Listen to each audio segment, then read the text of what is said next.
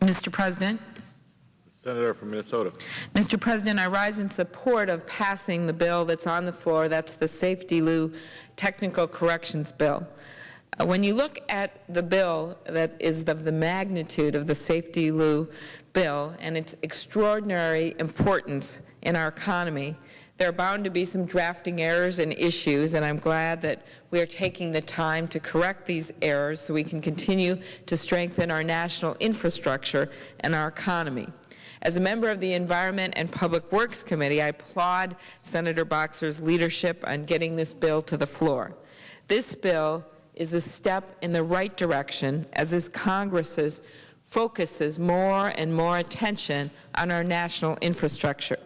So I urge all of my colleagues to support this bill, as well as future efforts to strengthen our national infrastructure. As you and I know, as being a senator from Colorado, the presiding officer is, we believe there's a new economy in the future here. It's the energy economy. But if we're going to move forward to the next century economy, we cannot be stuck in the last century's transportation system.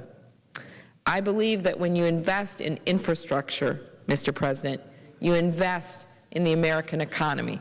Rebuilding Main Street means revitalizing Main Street. The Federal Highway Administration estimates that for every $1 billion of federal highway investment, it creates over 30,000 jobs. So when we rebuild our roads, we strengthen our economy. As you know, a bridge collapsed one day in the middle of Minnesota. It was something no one could ever believe would happen in the middle of our major interstate highway system.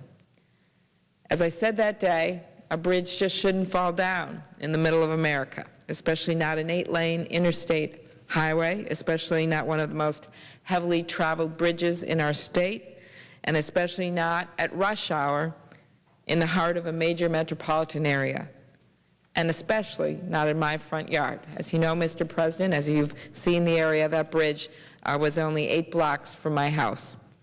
Unfortunately, it has taken a disaster of this magnitude to put the issue of infrastructure investment squarely on the national agenda, and it is long overdue. The sudden failure and collapse of the I-35W bridge has raised many questions about the condition and the safety of our roads and bridges. In fact, we just had a bridge that was similarly designed, a shutdown in St. Cloud, Minnesota, about an hour and a half away from the bridge that collapsed. It was designed by the same designer, had the same problem with the bent gussets, and as you know, the investigation is still going on into the exact cause and triggering events which led to the collapse of the I-35W bridge. But the fact that a bridge was closed down so near, and the state of Minnesota has now decided to replace that bridge rather than repair it, shows that this is not just an isolated incident. Critical investment in the maintenance and construction of our nation's transportation is imperative. Strengthening and maintaining our national infrastructure must be a national priority.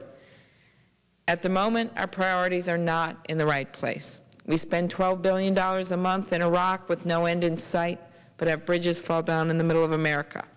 We have tax cuts for the top 1%, but it's getting harder and harder for the middle class to get by.